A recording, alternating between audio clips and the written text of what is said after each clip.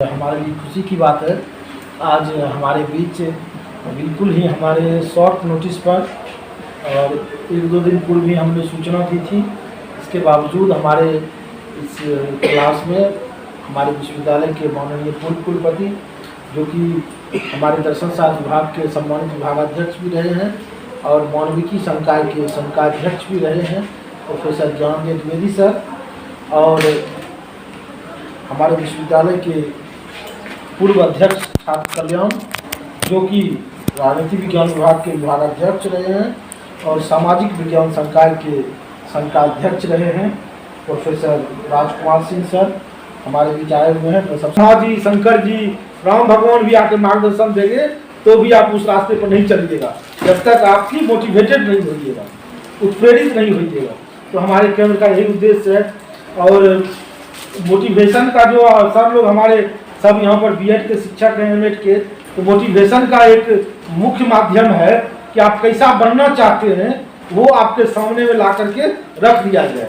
नहीं, कोई भी चीज़ को मोटिवेट करने का एक तरीका है।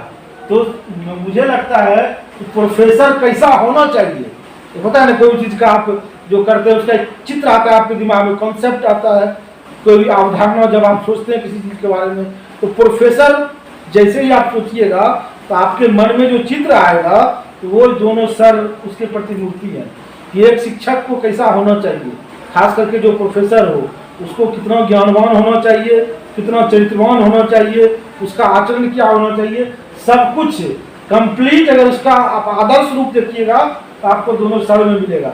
इधर भी आपके जितने सर हैं वो लोग भी प्रोफेसर हैं, हम भी असिस्टेंट प्रोफेसर हैं, लेकिन हम लोग आपको पूरा कंप्लीट नहीं मिलेगा। किसी में मान लीजिए कोई ज़्यादा जानकार होंगे, कोई ज़्यादा अच्छे से आपको पढ़ाते होंगे, कोई थोड़ा चरित्रवान भी होगा, किसी का ड्रेस सेंस अच्छा होगा, सब चीज़ नहीं कंप्लीट होगा कोई भी जितना आदमी है। लेकिन ये दोनों को आप देखिएगा A to Z चीज़ आपको कंप्लीट मिलेगा, चाहे वो ड्रेस सेंस क्यों नहीं हो, बोलने का तरीका क्यों नहीं हो, आचरण क्यों नहीं हो, काम करने का तरीका क्यों नहीं हो, और ज्ञान के तो अथाह समुद्र दोनों हैं ही। तो मैं ज़्यादा नहीं कुछ कहते हुए इनकी बड़ाई करना वास्तव में सूर्य को दीपक दिखाने के समान है, इसलिए मैं ज़्यादा बड़ाई नहीं करते हुए मैं चाहूँगा कि सबसे पहले दोनों सर को सम्मानित करने के लिए मैं सबसे पहले चाहूँगा, हम आज मेरे लिए खुशी की बात है कि मेरे गुरु जिनसे मैंने डायरेक्ट बीएड की कक्षाओं में पढ़ाई की है, डॉक्टर SP सिंह सर हमारे बीच मौजूद हैं। मैं उनसे अनुरोध करूँगा कि सबसे पहले प्रोफेसर राजकुमार सिंह सर का आप अंगवस्त्रम पुष्पगुच्छ एवं हमारे केंद्र की जो डायरी प्रकाशित हुई है वह दे करके सम्मानित करेंगे। और नहीं, यहाँ से किया था, बाहर किया था, और साथ में वो पढ़ाया वहाँ पर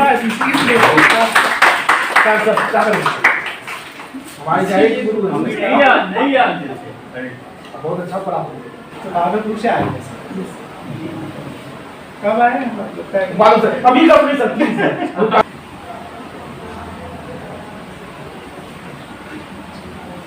इसके पहले जो थे आपके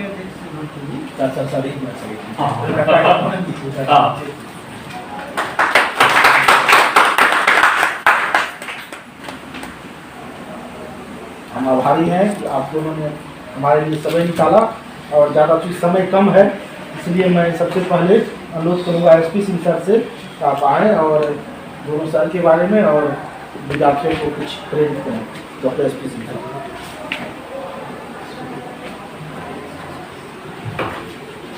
इस प्रस्ताव में मौजूद पूर्व कुलपति professor doctor Gyandev Dwivedi sir, पूर्व DSW professor Rajkumar sir, MEd विभागाध्यक्ष CD Yadav sir, deputy registrar doctor Sudhanshu Shekhar, सहयोगी शिक्षकगण एवं प्यारे छात्र, जैसा कि सुधांशु जी ने आपको बताया कि कैसा होना चाहिए एक प्रोफेसर का व्यक्तित्व, तो हम दोनों लोगों को देख करके राजकुमार सर को और ज्ञानंजय सर को बहुत कुछ सीख सकते हैं केवल देख कर। अगर हम अनुभव करें धीरे धीरे इनके आचरण का अपने में 10% भी समावेश कर लेते हैं तो हमें ये मान कर चलिए कि हम विश्वविद्यालय के लिए गौरवशाली होंगे। राजकुमार सर से मेरा पहला परिचय लिंक्डइन प्रोफाइल के जरिए हुआ। उन दिनों मैं शिक्षक शिक्षा में शामिल हुआ था और सर का एक आर्टिकल मैंने पढ़ा जो सर ने पाकिस्तान के किसी न्यूज़पेपर के लिए लिखा हुआ था और शिक्षा पर बहुत समकालीन था, और मैं भागलपुर में पढ़ा रहा था और लखनऊ से शोध कर रहा था। तो वो आलेख पढ़ने के बाद मेरे मन में ज़रूर ये इच्छा हुई कि बहुत ही अद्वितीय प्रतिभा के धनी है। मुझे नहीं मालूम था कि थोड़ा अवसर मुझे भी मिलेगा सर के साथ काम करने का, और लगभग 4-5 वर्षों में मुझे यहाँ रहने का, सर के साथ कई मंचों पर सर को सुनने का और धीरे धीरे करने का सौभाग्य मिला। तो मुझे लगा कि वाकई में सर का जो आलेख मैंने लगभग 10 वर्ष पहले पढ़ा था और 10 वर्ष बाद जा कर के मेरी मुलाकात हुई सर से प्रत्यक्ष, उस बीच में मैं थोड़ा बहुत पढ़ने लिखने का शौकीन था, तो इधर उधर पढ़ता रहता था। तो सर ने इतने आलेख लिखे हैं कि अगर मुझे लगता है कि कुछ एक चुनिंदा शिक्षकों को निकाल दिया जाए तो शायद बिहार के सारे विश्वविद्यालय के आलेख एक तरफ रख दिए जाएंगे और सर के अकेले। यह एक छोटा सा परिचय सर का है। और जैसा कि सर के बारे में बताया गया, दर्शन शास्त्र से मेरा कोई व्यक्तिगत नहीं था, लेकिन चूंकि शिक्षा जो है इसमें शिक्षा दर्शन हम पढ़ते हैं, तो शिक्षा शास्त्र में आने के बाद धीरे धीरे और सर के साथ उस कोरोना काल में हम लोग थे, तो सर का सानिध्य प्राप्त हुआ। उस समय सर कुलपति के रूप में थे और हम लोगों ने महसूस किया कि विषम परिस्थितियों ने भी दर्शन जैसे हमको रास्ता दिखाता है, तो सर ने इस विश्वविद्यालय को रास्ता दिखाने की कोशिश की और यह विश्वविद्यालय धीरे धीरे आगे बढ़ रहा है। इसमें इन लोगों का योगदान है और मैं चाहूँगा कि आप सभी कोशिश करें कि चाहे चरित्र है, चाहे लेखन है, शिक्षण है, प्रशासन है, अगर हम कुछ भी सीख सके सर से तो हम अपने आप को सौभाग्यशाली मानेंगे। और मैं समझता हूँ कि मैं इस शब्द में कुछ बोल पाया सर के लिए, ये मेरे लिए सौभाग्य की बात है। मेरा बोलना उतना महत्वपूर्ण नहीं है जितना सर बोलेंगे, तो आप उसको सुनेंगे और हम भी सुनेंगे, थोड़ा सा उससे हम लोग लाभान्वित होंगे। धन्यवाद। बहुत बहुत धन्यवाद सर। और जैसा कि आपको सर ने कहा कि एक आदर्श शिक्षक न केवल ज्ञान में बल्कि चरित्र में भी दोनों रहे हैं। और आप सभी जानते हैं कि भारतीय परंपरा में शिक्षक को आचार्य कहा जाता है, और आचार्य का मतलब ही होता है जो अपने आचरण से शिक्षा दे। तो हमारे लिए खुशी की बात है कि आज दोनों सर हमारे बीच आए हुए हैं और इस केंद्र को, छोटे से केंद्र को इनका मार्गदर्शन आज मिला है। और आगे भी हम चाहेंगे कि सर हमारे बच्चों को और भी अपने ज्ञान से लाभान्वित करेंगे।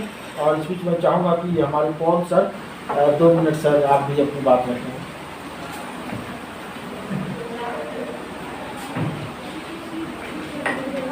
धन्यवाद देते हैं इस शुभ अवसर पर। जैसे कि आज हमारे यहाँ उपस्थित हमारे पूर्व बीसी सर और हमारे सर राजकुमार सर उपस्थित हैं और हमारे डिप्टी रजिस्ट्रार सर। और ये हमारे यहाँ जो नेट के बारे में आप लोगों की जो क्लासेस शुरू हुई हैं, ये सरकार की तरफ से प्रोत्साहित किया गया है। ये कोसी क्षेत्र के लिए बहुत बड़ी गौरव की बात है। देखते हैं हम, क्योंकि आजकल देख रहे हैं बिना नेट के कुछ नहीं है। प्रोफेसर बनने के लिए कंपलसरी कर दिया नेट या पीएचडी, दोनों में से एक चीज़ कंपलसरी है। यूनिवर्सिटी में जाना है तो मोस्ट कंपलसरी पीएचडी है। तो ये चीज़ हमारे सुधांशु सर इसको लेके आए यहाँ पे डिपार्टमेंट में, कोसी क्षेत्र में, उनका धन्यवाद देते हैं। और हमारे सहपाठी शिवेंद्र सर इसको बहुत अच्छे से संचालित कर रहे हैं और चला भी रहे हैं और चल भी रहा है अच्छा। ऊपर हम देखते हैं क्लासेस चलती हैं, ये धन्यवाद देते हैं उसके लिए। आप लोग भी मन से पढ़िए और लोगों को जोड़ने की कोशिश करिए और इससे लाभदायक होइए और ऊपर आप प्रोफेसर बनिए। इसी साथ वाणी को विराम देते हैं। जय हिंद। बहुत बहुत धन्यवाद सर। और अब हम अनुरोध करते हैं एमएड के भारत अध्यक्ष प्रोफेसर सी आर सर से। धन्यवाद सर।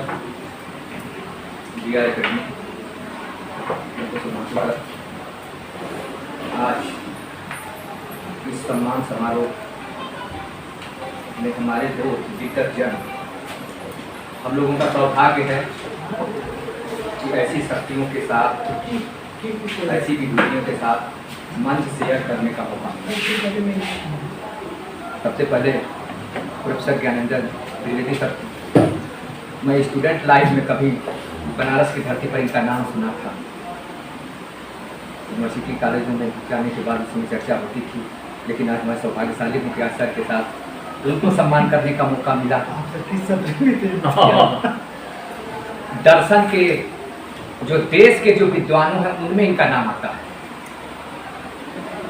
जैसा कि अभी पता चला कि कम से कम 13-14 महत्वपूर्ण किताबें इनके द्वारा लिखी जा चुकी हैं, सैकड़ों आर्टिकल्स हैं और तमाम सारी जो शिक्षार्थी सारे क्षेत्रों में इनका काम होता जा रहा है और अभी भी इनका निरंतर इस क्षेत्र में निरंतर कार्य होता जा रहा है। हमारी दूसरी विभूति हैं प्रोफेसर राजकुमार सर। जैसा कि सर ने बताया, हम लोग पास रह करके एक अंतर्राष्ट्रीय हस्ती पाकिस्तान एक्सप्रेस में इनका जो है लगातार आर्टिकल छपता रहता है। मैं तो लगातार उसे नेट पर मेरा सर्च करने का एक शौक रहता है। लोग बल्कि कहते भी हैं कि आप तो नेट पर लगे रहते हैं, मैंने कहा कि मैं देखा। और जो ज्वलंत मुद्दे हैं, चाहे राजनीतिक का मुद्दा हो, धर्म का मुद्दा हो, बीच बीच में बेबाक राय देते हैं। आप सोच लीजिए कि पाकिस्तान में इनका जो है पढ़ा जाता है और बड़े बड़े प्रोफेसर लोग इनके फॉलोअर हैं। हम लोग तो छोटे से फॉलोअर हैं, हम तो बीच बीच में जो है सबको जो है विश करते रहते हैं उस चैट के माध्यम से। लेकिन उस समय मैंने देखा इनकी महत्ता की जो ज्वलंत मुद्दे हैं, किसी विभाग राय, अभी बीच में जो है सरकार की शिक्षा नीति पर इन्होंने दिया था। मैंने कहा कि अगर बहुत सारे शिक्षक को निर्भीक रूप से निर्विवाद रूप से अपनी बात कहने में सबको संकोच नहीं करता और आज सौभाग्य कि हमारे ऐसी हस्तियाँ हमारे बीच में है। और हम क्या सम्मान करेंगे, हम खुद सम्मानित हो गए सर के साथ और सर का सम्मान करके। क्योंकि ये बार बार ये हस्तियां मिलेंगी नहीं मिलती। ये तो सुधांशु सर का श्रेय जाता है कि बीच बीच में हम लोगों से रूबरू कराते रहते हैं। आज फिर सर रिटायर हो गए पिछले महीनों, और लेकिन फिर भी इनका प्यार है, स्नेह है कि लगातार विश्वविद्यालय के कार्यक्रमों में, इस तरह के शैक्षिक उन्नयन कार्यक्रमों में ये लगातार अपनी जो उपस्थिति दर्ज कराते रहते हैं। तो धन्यवाद सर, आप इसी तरह से हम लोगों का उत्साहवर्धन कराते रहें। बीच बीच में जब भी सी साहब, DSW साहब, आप सारे लोग बहुत हम लोगों के शिक्षा के लिए प्रेरणा केंद्र। हम तो शिक्षकगण आप जैसे लोगों से ही प्रेरणा लेकर के आगे बढ़ते रहेंगे। और मार्गदर्शन केंद्र जो अभी खुला है उसमें भी सर का लगातार लगा हुआ है। तो निश्चित रूप से कहीं न कहीं हमारे लिए सौभाग्य की बात है, सर आए और अपना कीमती समय दिया।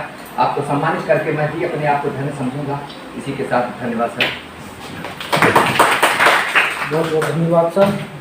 सचमुच सर को सम्मानित करके हम लोग स्वयं सम्मानित हुए हैं और ऐसे विभूति को अपने पास पाकर हम लोग गौरवान्वित हैं और ईश्वर से आप सबों के और दीर्घायु जीवन की कामना भी करते हैं। और विशेष रूप से हम विद्यार्थियों को बताना चाहते हैं कि जो प्रोफेसर आप लोग बनना चाह रहे हैं उसका कई असिस्टेंट प्रोफेसर बनते हैं, उसके बाद उसका 1-2 प्रमोशन के बाद वो एसोसिएट प्रोफेसर बनते हैं और उसके बाद लास्ट में वो प्रोफेसर बनते हैं। और आजकल सीनियर प्रोफेसर भी बनने का चलन शुरू हुआ है, तो अभी नहीं यहाँ लागू हुआ है, लेकिन प्रोफेसर जब आप बन जाते हैं तो फिर उससे बड़ा कोई पद नहीं है ये। और ना तो उससे बड़ा किसी का वेतन है, ना उससे बड़ा किसी का सम्मान है। वेतन में भी वो कैबिनेट सेक्रेटरी से भी ज़्यादा वेतन होता है। IAS वगैरह DM SP तो बहुत पीछे है, वो तो असिस्टेंट प्रोफेसर में ही आप उन लोगों को पीछे कर दीजिएगा वेतन के मामले में। लेकिन जब प्रोफेसर आप बन जाते हैं तो सम्मान में आप सबसे ऊपर चले जाते हैं। और प्रोफेसर का भी जो सबसे मुख्य पद होता है उसमें होता है उसका विभागाध्यक्ष बनना। तो हमारे दोनों सर विभागाध्यक्ष रहे हैं अपने अपने विभाग का, और विभागाध्यक्ष से भी आगे जब वो बड़े सीनियर प्रोफेसर हो जाते हैं वो संकाय अध्यक्ष बनते हैं। आप लोग को नेट में इस तरह का क्वेश्चन भी आता है, संकाय अध्यक्ष वगैरह एजुकेशन में संकाय किसको कहते हैं, फैकल्टी होता है नहीं, जैसे कि मेन जो फैकल्टी अब ये एजुकेशन फैकल्टी है यहाँ पर, वैसे ह्यूमनिटीज़ है, सोशल साइंस है, कॉमर्स है, मेनली ये 4 फैकल्टी है। वैसे बहुत सारी फैकल्टी है, लॉ इंजीनियरिंग अलग अलग यूनिवर्सिटी बहुत सारी फैकल्टी हैं, लेकिन मुख्यतः 4 फैकल्टी हैं। उसमें से सोशल साइंस फैकल्टी बहुत बड़ा है, उसमें ढेर सारा विषय है। तो उस फैकल्टी के पूरे अध्यक्ष संकाय अध्यक्ष होते हैं। तो वो रहे हुए हैं प्रोफेसर राजकुमार सिंह सर। और जो विश्वविद्यालय सिस्टम में आप आइएगा, यहाँ सबसे बड़ा पद जो है वो है कुलपति का, आप लोग सभी जानते हैं। और उसके बाद है प्रति कुलपति का, और उसके बाद है FA साहब का, फाइनेंशियल एडवाइजर का, और उसके बाद जो पद है वो है अध्यक्ष छात्र कल्याण का, DSW का। तो उस पद पर भी रहे हुए हैं सर। तो विश्वविद्यालय का एकेडमिक के भी सर्वोच्च पद पर और प्रशासन का भी एक तरह से जो सर्वोच्च पद है उस पद पर रहे हुए हैं और लंबे समय तक कुलपति के प्रभार में भी रहे हैं। यहाँ पर हमेशा चार्ज में रहते थे, बहुत सारे काम इन्होंने किया है और मेरा ये सौभाग्य है कि इतने कम समय में इतना कम पढ़ा लिखा होने के बावजूद मुझे सर का अतिरिक्त मार्गदर्शन, अतिरिक्त आशीर्वाद और अतिरिक्त स्नेह मिलता रहा है। यह हमारे लिए खुशी की बात है। और अभी हम लोग बैठे हुए थे तो हम लोग सोच रहे थे कि दोनों सर में से कौन बड़े हैं और कौन छोटे हैं। अभी थोड़ी देर पहले से हम लोग सोच रहे थे तो अनायास मेरे मन में आया कि एक राम है और एक जो शिव है। आप लोग पढ़िएगा भारतीय परंपरा में राम और शिव का बड़ा गजब का संबंध है। दोनों एक दूसरे का आदर करते हैं और कौन बड़े हैं कौन छोटे हैं वो पता नहीं चलेगा। और सबसे बड़ी बात क्या है, अगर आपने शिव को कुछ कर दिया, शिव का अपमान किया तो राम जी आपको छोड़ेंगे नहीं। पढ़िएगा पूरा कहानी। और अगर राम का अपमान कर दिया तो शिव नहीं छोड़ेंगे। राम का खुद का अपमान कीजिए तो राम को कुछ दिक्कत नहीं है, शिव को दिक्कत हो जाएगी। शिव का अपना अपमान कीजिएगा कुछ नहीं करेगा, माफ कर देगा। राम का अगर आप अपमान कर दीजिएगा तो बहुत मुश्किल हो जाएगी। पढ़िएगा आप लोग रामायण सब की बहुत सारी कहानी नेट पर सर्च करके। तो क्या है कि सर सर्विस में कुछ दिन सर से सीनियर थे, राजकुमार सिंह सर से। और आप लोगों से बहुत सारे लोग का जन्म भी नहीं हुआ होगा, मेरे जन्म से भी पहले से प्रोफेसर है। 3 महीने बड़े वो बताया।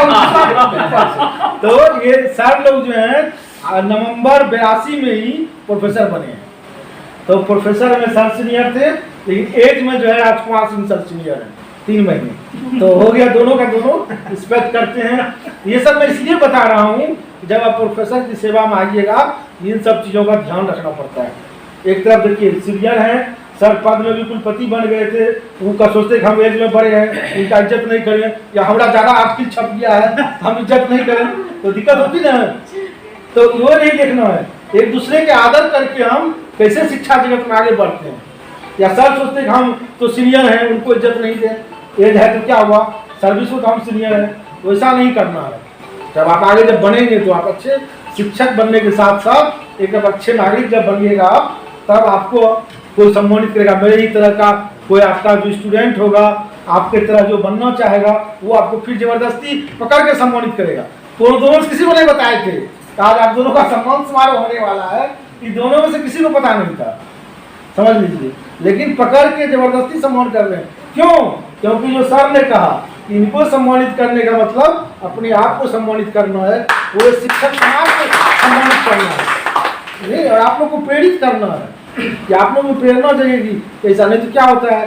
तो ज़्यादा नहीं बोलते हुए मैं प्रोफेसर राजकुमार सिंह सर को, मेरे अभिभावक, मेरे गुरु और मार्गदर्शक, जिनके सानिध्य में मुझे इस विश्वविद्यालय में काम करने का भी अवसर मिला, और मैं उनको उनके चरणों में प्रणाम निवेदित करते हुए आमंत्रित करता हूँ प्रोफेसर राजकुमार सिंह सर। आप लोग तालियों से एक बार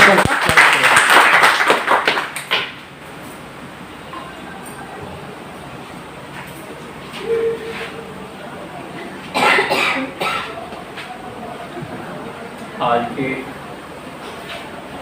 इस समारोह में उपस्थित मेरे बड़े भाई के समान दर्शन शास्त्र के पूर्व विभागाध्यक्ष, मानविकी संकाय के संकायाध्यक्ष, विद्यालय के पूर्व कुलपति प्रोफेसर डॉक्टर ज्ञानरंजन द्विवेदी जी, मंच साझा कर रहे बीएड विभाग के विभागाध्यक्ष और हमारे छोटे भाई के समान उप सचिव स्थापना सुधांशु शेखर जी, क्या बात। और सामने हॉल में उपस्थित सभी हमारे कलीग और प्रशिक्षण केंद्र के छात्र एवं छात्राएं, जैसा कि सुधांशु जी ने कहा कि इस प्रोग्राम के बारे में हम दोनों में से किसी को नहीं बताया गया था। आज मुझे प्रशिक्षण केंद्र में 2 क्लास करने थे। शाम में मोहित जी का फ़ोन गया था, तो उनका फ़ोन जाने से पहले मैं दूसरे काम में बिजी था। फ़ोन गया तो फिर मैं दूसरे काम में लग गया, तो उसी हिसाब से मैं तैयार होके आया था। और यहाँ आने पर पता चला, पता नहीं इनकी इच्छा रही होगी सरप्राइज देने की, तो इसलिए उन्होंने सरप्राइज दिया हम दोनों को। और जैसा कि आपको मालूम है, हम दोनों सेवानिवृत्त हो चुके हैं विश्वविद्यालय सेवा से। मैं दिसंबर 2023 में हुआ और द्विवेदी जी मार्च 2024 में हुआ। अब तो दोनों करीब करीब सेवानिवृत्त ही हैं, करीब करीब नहीं और पूरी तरह से हम लोगों की अब एक ही श्रेणी है सेवानिवृत्त। इसलिए जो सेवानिवृत्त होते हैं उनकी तुलना उस वर्ग से की जाती है जो वर्ग फ्यूज होता है। एक मिनट, मैं इस सेंस में कहा, मैं इस सेंस में कहा कि वहाँ सब वर्ग एक समान होते हैं, 100 वाट का भी और 0 वाट। मैंने उस सेंस में कहा। ऐसे हम दोनों लोग शैक्षिक रूप से, अकादमिक रूप से सजग भी हैं और सक्रिय भी, द्विवेदी जी भी और मैं भी। जहाँ तक हो सकता है, मैं कोई दावा नहीं कर सकता, आने वाले समय के लिए भी नहीं, लेकिन जहाँ तक हो सकता है हम लोग अपने आप को सही दिशा में सही काम करते हुए चाहते हैं कि जो भी बाकी समय है वह बीत जाए। और इस संबंध में अब तो हम लोग का अनुभव दूसरी तरह का हुआ। दोनों पारिवारिक लोग हैं और सेवानिवृत्ति के बाद एक दूसरा अध्याय शुरू हो जाता है, पूरा रूटीन बदल जाता है। यह अनुभव आप लोगों को अभी नहीं होगा, जब सेवानिवृत्त होंगे उसके बाद होगा। और ढेर सारी ऐसी सच्चाइयाँ होती है जिसको आदमी सेवा में रहते कोई महत्व नहीं देता, उसे भी चुपचाप स्वीकार करना होगा। ढेर सारी सच्चाइयाँ होती हैं जो बारी बारी से आपके सामने आएंगी। कुछ व्यक्तिगत सच्चाई होगी, कुछ पारिवारिक सच्चाई होगी, कुछ सामाजिक सच्चाई होगी। और भलाई इसी में है कि हम सबों को स्वीकार करते चलें। स्वीकार करना एक सकारात्मक गुण है और हम ऐसा नहीं मानते कि स्वीकार करने के बाद हम छोटे हो जाते हैं, ऐसा कुछ भी नहीं। जैसे ही हम स्वीकार करते हैं तो हर स्वीकारोक्ति हमें एक आगे बढ़ने का मौका देती है, क्योंकि उस स्वीकारोक्ति के साथ ही कुछ चैलेंजेस होते हैं, कुछ बाधाएं होती हैं, कुछ कठिनाइयाँ होती है, उनको हमें ओवरकम करना पड़ता है, उनसे निपटना होता है। और फिर वो डर के आगे जीत वाली जो एक कहावत है वह चरितार्थ होती है। फिर हम सफल साबित होते हैं अपनी नज़र में भी, समाज की नज़र में भी और सबों की नज़र में। तो इसलिए अब हम लोग इस फेज में हैं और हम यही दुआ करेंगे कि आप सबों के जीवन में भी हम लोगों को जैसा ही समय आवे, आप लोगों का समय भी खुशी खुशी बीते जैसा हम लोगों का बीता करीब 41-42 वर्षों का शैक्षणिक प्रोविजन रहा। सर हमारे नवंबर 82 में योगदान किए होंगे, समय जनवरी 83 में योगदान किया। बैच वही था, लेकिन कुछ समय लोगों ने 2 बार योगदान किया था, एक नवंबर 82 में और नवंबर 82 में योगदान के बाद कहीं कहीं जगह खाली रह गई थी, तो फिर दूसरी बार जो बहाली हुई थी वह जनवरी 83 में। तो जनवरी 83 में मैं ज्वाइन किया था। योगदान तो बहुत दूर में किया था, अब वह कॉलेज भी पूर्णिया विश्वविद्यालय में है और ढेर सारी बातें हैं, ढेर सारी यादें हैं और अब तो वही सब याद करने का समय है, क्योंकि बहुत समय काफ़ी है। तो कैसे योगदान हुआ, कैसे प्रमोशन हुआ, कैसे बच्चे बड़े हुए, कैसे हम बूढ़े हुए, सब कुछ धीरे धीरे समझ में आता है। और मैं अधिक से अधिक आप लोगों के लिए शुभकामना व्यक्त कर सकता हूँ, जो मैं तहे दिल से कर भी रहा हूँ। और कभी कभी मुझे उस कोचिंग में क्लास करने का मौका भी मिलता है, शायद कल भी है मेरा क्लास, मैं कल भी पुनः आऊँगा। लेकिन आप लोगों को आश्चर्य होगा कि इनको जब सम्मान के साथ विदा कर दिए तब फिर ये क्यों कैंपस में दिख रहे हैं। तो इसलिए सम्मान है, सम्मान पर डायरेक्ट है, विदाई इनडायरेक्ट है। तो इसलिए प्रेरणा की चीज, जैसा कि सुधांशु जी ने कहा कि हम दोनों हैं। अंग्रेजी में 2 शब्द है, एक है मोटिवेशन, जिसकी हिंदी होती है प्रेरणा, और एक है इंस्पायरेशन, उसकी हिंदी होती है प्रेरणा स्रोत। तो मोटिवेटर कोई हो सकता है, वह तो एक प्रोफेशन है। आप ढेर सारे ऐसे मोटिवेटर देखते होंगे इंटरनेट पर, जिनका यूट्यूब है और भी विभिन्न तरह से वो आपसे परिचित हैं। वो मोटिवेटर आते हैं, यूट्यूब से उनकी कमाई होती है, या कहीं भी जो जाते हैं बुलावे पर तो वहाँ उनकी कमाई होती है, उनका वह पेशा है।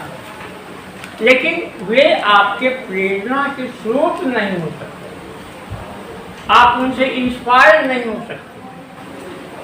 उसमें बहुत सारे ऐसे लोग होंगे जो लाखपति करोड़पति के बेटे होंगे, उन्होंने जीवन में कोई कठिनाइयाँ नहीं देखी, कोई चैलेंज नहीं देखा, उन्हें कभी कोई कष्ट नहीं हुआ। बड़े होने पर लगा कि यह अच्छा प्रोफेशन है और उस प्रोफेशन को उन्होंने स्वीकार कर। उनसे आप इंस्पायर नहीं हो सकते। इंस्पायर करने वाला, जिससे आप इंस्पायर होइएगा, वह व्यक्तित्व दूसरा होता है। आप उसकी पूरी जीवनी को देखेंगे और अगर बहुत सारी कठिनाइयों को झेलते हुए, उनको पार करते हुए अगर कोई उच्च पद पर गया है, तो वह आपके लिए प्रेरणा का स्रोत हो सकता है। जैसे आज भी लोग B.R. अम्बेडकर का नाम लेते हैं, लाल बहादुर शास्त्री का नाम लेते हैं, ऐसे ढेर सारे हैं जो मोटिवेटर भी हैं और इंस्पायरेटर भी, ये दोनों हैं। तो जो इंस्पायरेटर हैं, उनकी जीवनी से आपको बहुत कुछ सीखने को मिलेगा और उन्हीं से आपको यह मंत्र मिलेगा कि कोई गरीब घर का लड़का, छोटे घर का लड़का, छोटी जाति का लड़का कैसे ऊंचाई तक पहुंचता है। तो इसलिए प्रेरणा और प्रेरणा का स्रोत दोनों दो चीज। मैं यह चाहूँगा कि आप लोग सिर्फ प्रेरणा ही नहीं बने, बल्कि दूसरों के लिए, पास लोगों के लिए प्रेरणा के स्रोत बने।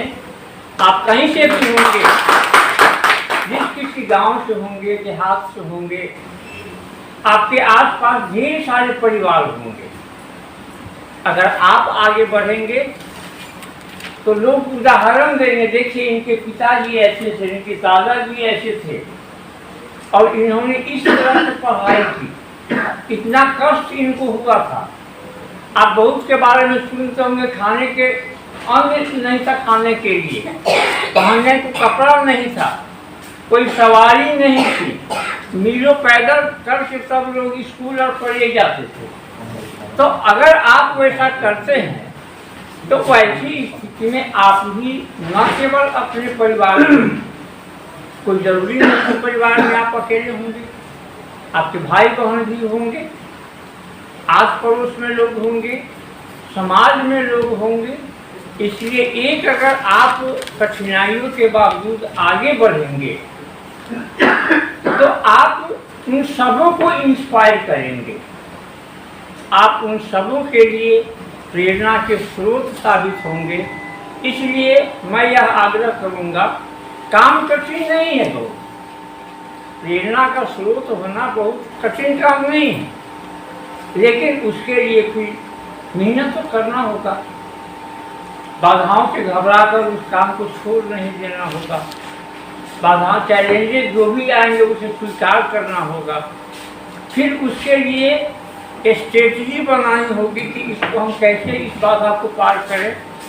जो चैलेंज हमारे सामने है और जिसको हमने स्वीकार किया है, उस चैलेंज का क्या समाधान हो सकता है, फिर उस पर काम करना होगा।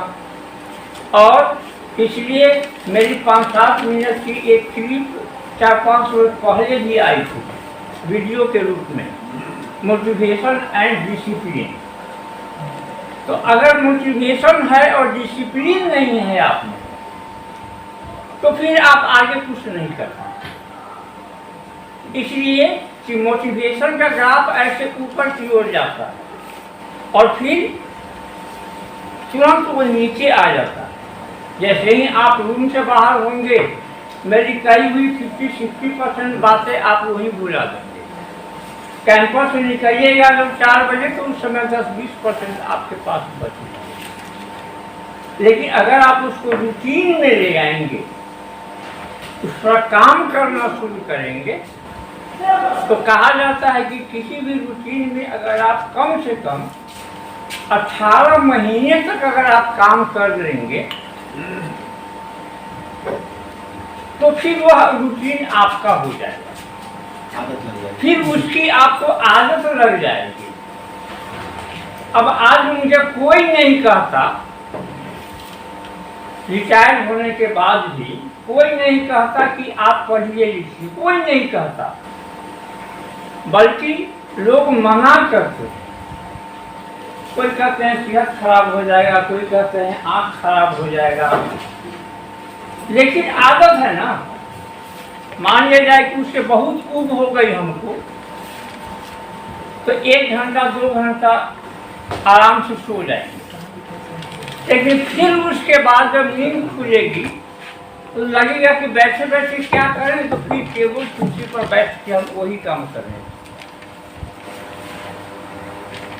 और इसमें आप जितना करेंगे वह कम ही लगेगा, और जितना आप करेंगे तो लोग आपको आपके कारण कम जानेंगे और आपके काम के कारण लोग आपको अधिक जानेंगे।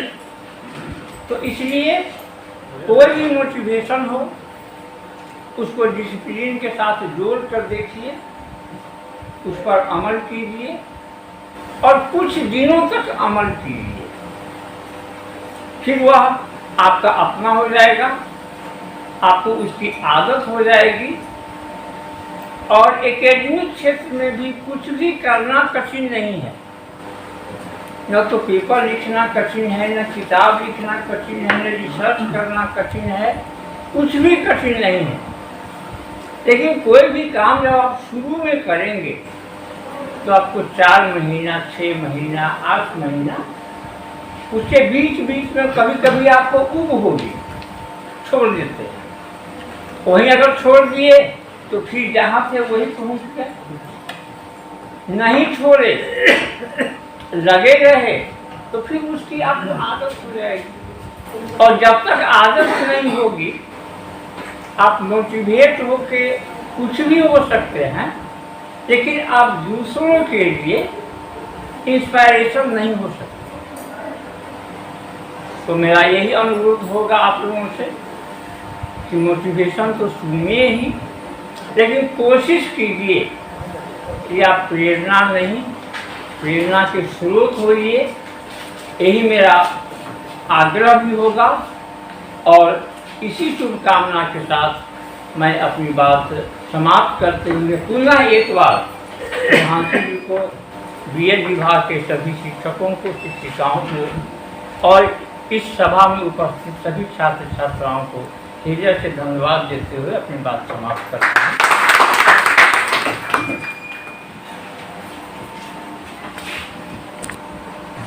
हम आपके इन प्रेरणादायी वचनों के लिए आपके आभारी हैं और निश्चित रूप से आप हम सबों के लिए प्रेरणा के स्रोत हैं और हमेशा बने रहेंगे प्रेरणा के स्रोत।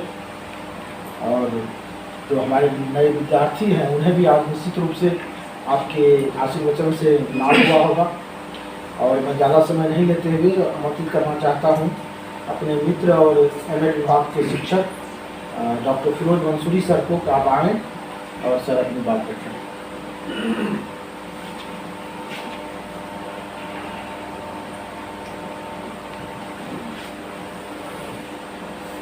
आज के सम्मान समारोह एवं प्रेरणा सत्र में हम हृदय से धन्यवाद देते हैं साथी सुधांशु जी को कि आज वो पल हम लोग के साथ शेयर करने का मौका मिला है जब एक शिक्षक के लिए सबसे ज़्यादा एक सम्मान की बात है। सच्चाई तो ये है कि शिक्षक जो पेशा है, शिक्षक जो हमारा कर्तव्य है, वो कभी कोई रिटायरमेंट का कर्तव्य ही नहीं। सर ने प्रेरणा और मोटिवेशन और प्रेरणा के स्रोत पर बहुत गंभीरता के साथ और गहरी बात कह दी। हम लोग के लिए अगर प्रेरणा स्रोत होंगे तो सर ही होंगे। मैं बहुत ही मजबूती के साथ इस बात को कहने के लिए यहाँ पे हूँ कि आदरणीय राजकुमार सर, आदरणीय द्विवेदी सर, आदरणीय अग्नि सर एक लंबा अध्यापन का एक अनुभव है और इस अध्ययन और अध्यापन में बहुत कुछ हम लोगों को सीखने को मिला है। सर के बारे में जैसा कि आप लोग जानते हैं, ख्याति प्राप्त, लब्ध प्रतिष्ठित जिसको आप कह सकते हैं, एकेडमी की दुनिया में एक जाना पहचाना एक बड़ा नाम है और नेशनल नहीं इंटरनेशनल नाम। बहुत ही सम्मान के दृष्टिकोण से सर के शोध पत्र को देखा जाता है, लोग अंतर्राष्ट्रीय स्तर पर पढ़ते हैं। ये हम लोग के लिए गौरव की बात है कि शिक्षा शास्त्र विभाग में बीएड एमएड के बीच, हम सभी अध्यापक के बीच, हम सभी छात्रों के बीच सर का सम्मान समारोह होता है। मतलब सर को पद पर रहते हुए देखा है, सर को बड़े पद पर रहते हुए देखा है, कुलपति, माननीय कुलपति के पद पर रहते हुए देखा हम लोगों ने। वही शालीनता, वही अभिवादन। द्विवेदी सर से भी, चूँकि आज अलविदा का जुम्मा का नमाज था तो मुझे विवश जाना पड़ा। तो सर जब वाइस चांसलर के रूप में मिले थे, जब एक एज ए शिक्षक, जब एक प्रोफेसर के तौर पे अपने काम को कर रहे थे, उस समय मिले थे। एकेडमिक तौर पे जब हम लोग सेमिनार में मिलते थे तो एक शिक्षक में कोई परिवर्तन नहीं होता है। ये बात हम लोगों ने सर से मुलाकात करने से पहले भी सीखा, अब भी सीख रहे हैं और आगे भी सीख रहे हैं। कोई पद का ये नहीं, जब कुलपति के पद पर थे, जब उस विराजमान थे, जब हम लोग जाते थे, इसी तरह से सहृदय तमाम चीज़ों को सीखने सिखाने का हम लोग को मौका मिलता था। तो एक बात तो है कि अध्यापक से बड़ा कुछ नहीं है। एक शिक्षक से बड़ा समाज में वाकई कोई सम्मान नहीं है। और इसलिए हम कह सकते हैं कि शिक्षक की कभी विदाई नहीं होती है। वो अंतिम क्षण तक ज्ञान दे के जाते हैं। हमारे बहुत सारे गुरुजन हैं जो चले गए, लेकिन आज भी किताबों के शक्ल में, उनके आर्टिकल के शक्ल में, उनकी लेखनी के शक्ल में, उनके आचरण, उनकी प्रतिष्ठा, उनके आचार विचार, उनकी शैली, उनका डिसिप्लिन तमाम कैंपस में मारता है। सभी लोग उसको ये करते हैं। तो हम बहुत बहुत हृदय से आभारी हैं सर कि ये गौरव हमारे शिक्षा शास्त्र विभाग को प्राप्त हुआ। हम फिर से धन्यवाद देंगे साथी सुधांशु जी को कि आपने ये इतना बड़ा मौका हम लोगों के बीच में दिया है, और हम पूरे विभाग की तरफ से आपके आभारी हैं। और यही कहेंगे कि सर आप लोग वाकई प्रेरणा स्रोत है।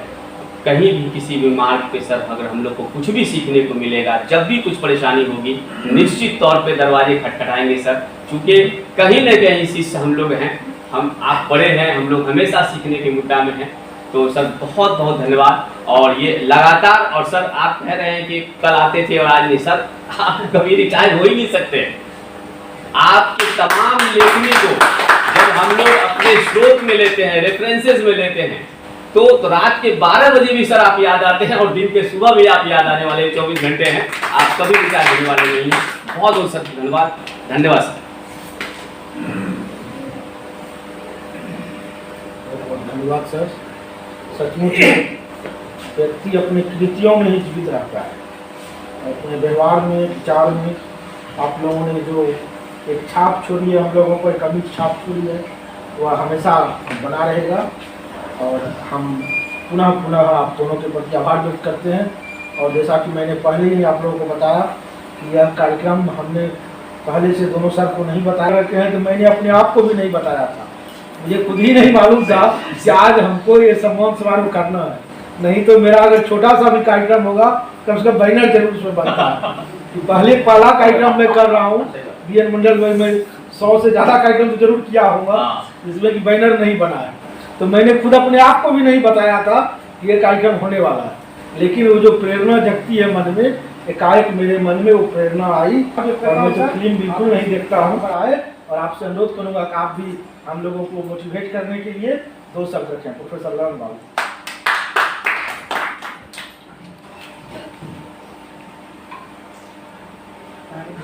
बस बस अब लास्ट है सर, इनके बाद फिर आप बस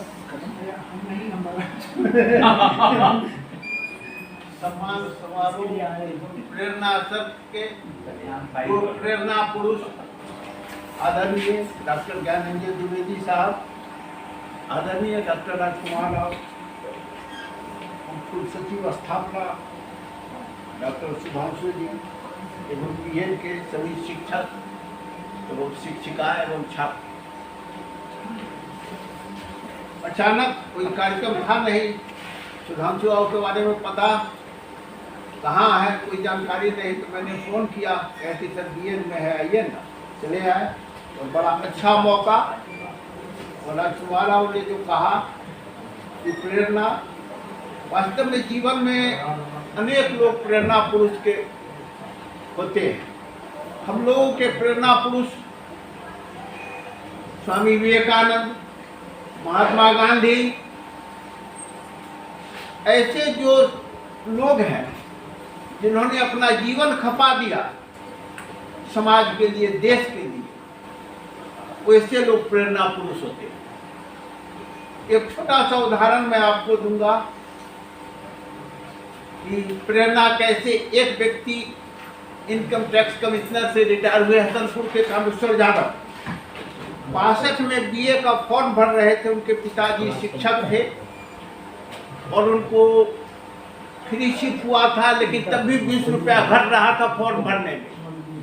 और शिक्षक का बेटा, लेकिन एक शिक्षक के पास गए, कहे कि सर मेरा फॉर्म बीए का छूट जाएगा। शिक्षक ने कहा कि ठीक है, चलो मैं 20 रुपया प्रिंसिपल को कहता हूँ देंगे। प्रिंसिपल ने कहा कि इसका फ्री शिप हो गया है, पीवी नहीं मिलेगा। तो शिक्षक ने अपने पॉकेट से 20 रुपया दिया। हमको एक संस्मरण सुना रहे थे कि 62 का 20 रुपया हम आज करोड़ों अरबों कमा लिए। आज रांची में रहते हैं, बेटा ऑस्ट्रेलिया में, अमेरिका में। क्या कि 20 रुपया अगर नहीं होता तो मैं बीए का फॉर्म नहीं भरता। और उस याद को जीवन भर याद रखे, मैं उनके लिए प्रेरणा वो शिक्षा। ऐसे जीवन में अनेक घटनाएं आती है कि आपको कभी मजबूरी में किसी ने, एक मैं अपना उदाहरण देता हूं कि कैसे मैं जा रहा था जमशेदपुर से, बोकारो से जमशेदपुर से, और सिटी राइट बस में बैठा हुआ था, दो आदमी का सीट था। हम आग्रह किए एक आदमी से कि थोड़ा हमको भाई बैठने के लिए दिया जाए। कहा कि लगता है आप पढ़े लिखे लोग हैं और 2 आदमी का सीट है, कैसे हम उठ जाएं। हमको भी खराब लगा कि आग्रह किए हैं। 10-15 मिनट के बाद वो गौर से मेरा मुंह देखते हैं, कहते हैं आप अदरी सर हैं। हम कहे कि हाँ, हमको तो बैठने के लिए दिया नहीं, आप हमारा अदरी सर है। हम कहे कि हाँ, आप मधेपुरा से। हम कहे हाँ, यहाँ सर टाटा जा रहे हैं। उठ तो बेचारा बैठ गया। हम कहे आपको हम पहचानते नहीं हैं। तो हम सर यहीं सेंट्रल स्कूल में शिक्षक है, हम 94 में परीक्षा देने गए थे पीजी का सर। उस समय यहाँ काफी चोरी चमारी चल रही थी, उसमें बहुत शिक्षक हो। तो आपने सर हमको मदद किया था, हमको याद नहीं था। वो बेचारे हमको बैठाए, भर रास्ते अपना पता दिए कि सर आया जाए, सब चीज जहाँ बस रुकती थी चाय लाके, क्योंकि हमारे एज ग्रुप के ही शिक्षक थे बेचारे। तो संयोग ऐसा हुआ कि कभी कभी भलाई आप किसी का जीवन में कर दीजिए, तो अगर उसको याद रहेगा तो वो आप जीवन भर याद रखेगा कि फिरोज साहब ने फलाने सुधार सुहाव ने तुम्हारा उन्हें ज्ञानंद ने हमारी मदद की, वो जीवन भर नहीं भूलेगा। इस चलते जीवन में वास्तव में राजकुमार राव ने कहा कि प्रेरणा पुरुष बनने की, और इन लोगों का कार्यकाल स्वर्णिम युग रहा। हम लोग भी पदाधिकारी हैं जो सज्जनता, विनम्रता और शैक्षणिक दृष्टि से भी जो इन लोग का रहा, उसमें हम लोग नहीं है कहीं। और विनम्रता की तो प्रतिमूर्ति है दोनों कुलपति रहे, कहीं कोई अहंकार का भाव नहीं, कोई शिक्षक, कोई कर्मचारी जाके भेंट कर। राजकुमार राव भी हमारे पीजी हेड रहे, DSW रहे, और कोई अहंकार का भाव नहीं, कोई छात्र भी जाके मिल ले कोई, और कहीं किसी को। ऐसे लोग हमारे प्रेरणा के स्रोत हैं। आप लोगों ने कार्यक्रम किया और हमें भी बोलने का मौका मिला, इसलिए आप सभी को बहुत बहुत धन्यवाद।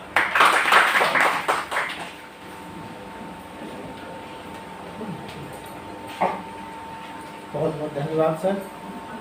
और अब मैं आज इसके कार्यक्रम के मुख्य आकर्षण, जैसा कि मैंने पहले भी बताया कि आप हमारे दर्शन शास्त्र विभाग के विभागाध्यक्ष रहे हैं, मानविकी संकाय के संकाध्यक्ष रहे हैं, और BN मंडल विश्वविद्यालय के माननीय कुलपति भी रहे हैं, और आपने कुलपति बनकर इस पद को सुशोभित किया है। इसके लिए मैं चाहूँगा कि आप लोग एक बार जोरदार तालियों से सबका स्वागत करेंगे। और मैं आपको आमंत्रित करना चाहता हूँ प्रोफेसर जॉन गेज। आदि साहब, शिक्षा शास्त्र विभाग के अध्यक्ष महोदय CG यादव साहब, मेरी सहते हैं प्रोफेसर SP सिंह जी, और इस सभा कक्ष में जितने भी शिक्षक शिक्षिकाएं उपस्थित हैं, इसके अलावा आज की इस प्रेरणा सत्र में जो भी हमारे छात्र उपस्थित हैं, उन्हें भी शिक्षक के ही कोटि में रख करके आप सभी लोगों का मैं हृदय से स्वागत करता हूँ। प्रेरणा सत्र की जहाँ तक बात है, मैं बहुत ज़्यादा नहीं कह करके इतना ज़रूर कहूँगा, मेरी विचार से सभी जितने भी कंकड़ हैं इस धरती पर, सभी शंकर बन सकते हैं, लेकिन उसे कोई बनाने वाला हो, कोई साधने वाला हो। हम लोग ओम शब्द का उच्चारण करते हैं और कहते हैं इस ओम शब्द से हमको क्या मिलेगी, मुक्ति मिल जाएगी। ओम शब्द जो है आपका अ, उ और मैं, 3 शब्दों से मिलकर के बना है। लेकिन बाकी शब्द आपके क, ख, ग, घ, च, छ, ज, झ जितने भी शब्द हैं, क्या उनके अध्ययन से मुक्ति नहीं मिलती? सिर्फ ओम कहने से ही मुक्ति मिलेगी? आप कह सकते हैं उन शब्दों को कोई साधने वाला नहीं मिला। कोई साधक मिला होता तो आज ओम की तरह वो शब्द भी हमें मुक्ति दिलाते। तो आप लोग एक साधक की भूमिका में रहिए, साधक बनिए, निश्चित रूप से सफलताएं आपकी कदम चूमेगी। नेट की जहाँ तक बात है, मैं आप लोगों को याद दिला दूं कि आप लोगों में एक संकल्प का भाव उदित होना चाहिए। देखिए, निर्णय लेना एक अलग चीज़ होती है। निर्णय यदि हम लेते हैं, स्थितियाँ परिस्थितियाँ आती हैं, हम निर्णय को बदल देते हैं। लेकिन जब हम संकल्प लेते हैं तो संकल्प लेने का हमारा अभिप्राय होता है कि उस पर हम अड़िग हैं, उससे हटेंगे नहीं। और संकल्प लेने के लिए मैं एक उपाय बताऊं, कोई ऐसे मौके पर, जैसे आज का ये अवसर है, प्रेरणा सत्र है, हम सभी लोग उपस्थित हैं, ऐसे मौके पर या इससे भी कोई बृहद आयोजन हो जिसमें कि ऐसे सम्मानित लोग उपस्थित हों, आप स्वयं उपस्थित हों और यह संकल्प लें उनके समक्ष, उनके सामने स्वतः अपने आप कि हमें नेट क्वालिफाई करना है और हमें प्राध्यापक या प्रोफेसर बनना है। देखिए, हो जाएगा। गीता कहती है न कर्मणा मनारंभा न इस कर्मम पुरुषोत्तमते न च संन्यासी आपको मिल जाएगा। तो संकल्प लेने के उपरांत उसको आप छोड़िए मत और हटिए भी नहीं।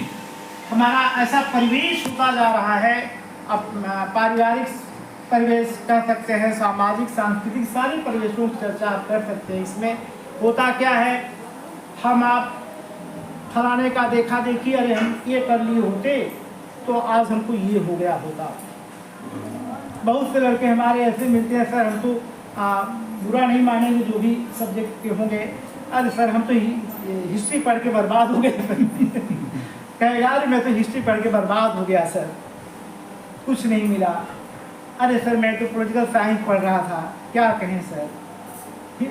आई मीन टू से कि क्या कोई विषय खराब है? हिस्ट्री नहीं, पॉलिटिकल साइंस नहीं, फिलॉसफी नहीं, हिंदी नहीं। हाँ, जिसको आप पढ़े हैं, ना आपको हिस्ट्री आ रही है, ना पॉलिटिकल साइंस आ रहा है, हिंदी आ रहा है, तो क्या कहा जाएगा? आपका बर्बाद तो हो ही जाएगा जीवन। एक को ही पढ़िए, पूरी तन्मयता के साथ एक ही जगह 50 फीट खोदिए, देखिए पानी मिलता है कि नहीं मिलता है आपको। तो हर एक ऐसा, हम लोग मधेपुरा में हैं, एक तरह से कहिए कि हम लोग क्या बोलते हैं, शैक्षणिक रूप से, आर्थिक रूप से, हर तरह से थोड़ा सा पिछड़े माने जाते हैं। ऐसा नहीं है। वर्तमान परिवेश में संचार की व्यवस्था ऐसी हो गई है, आवागमन की ऐसी व्यवस्था हो गई है कि हम लोग किसी से दूर नहीं हैं। मैं स्वयं बता दूं, आप लोग जानते भी होंगे, सुधांशु जी से जानते हो कि हमारे बहुत से लड़के नेट क्वालिफाई किए हैं सुपौल में रह करके, सुपौल जैसी जगह पे रह करके नेट क्वालिफाई किया है। उन बच्चों के साथ जो बच्चे दिल्ली, इलाहाबाद, बनारस में रहकर तैयारी करते थे, उन लोगों के समकक्ष नंबर ला के क्वालिफाई किए हैं। हाँ, प्रयास कीजिए, मेहनत कीजिए, लगे रहिए, इस उद्देश्य से चलिए कि हम हर एक कंकड़ को हम कंकड़ बना देंगे। देखिए सफलताएं मिलती कि नहीं मिलती। और एक चीज़ मैं और कहना चाहूँगा संक्षेप में, ये तो आप लोगों के लिए है भी, खास तौर से व्यवस्थापक लोग जरूर ध्यान रखेंगे। प्रेरणा सत्र अगर आप स्टूडेंट को प्रेरणा देने के लिए करते हैं तो एक बार 2 बार सर महीने में हो जाना चाहिए। इससे ये होता है कि बच्चे उससे विमुख नहीं होते हैं। नहीं तो आज इस संगोष्ठी में आए हैं, इस तरह की बातें सुन रही हैं, थोड़ा सा मन में संकल्प का भाव आज ही आप लोग लीजिए कि हमें इस लाइन में या हमको ये प्रोफेसर बनना है।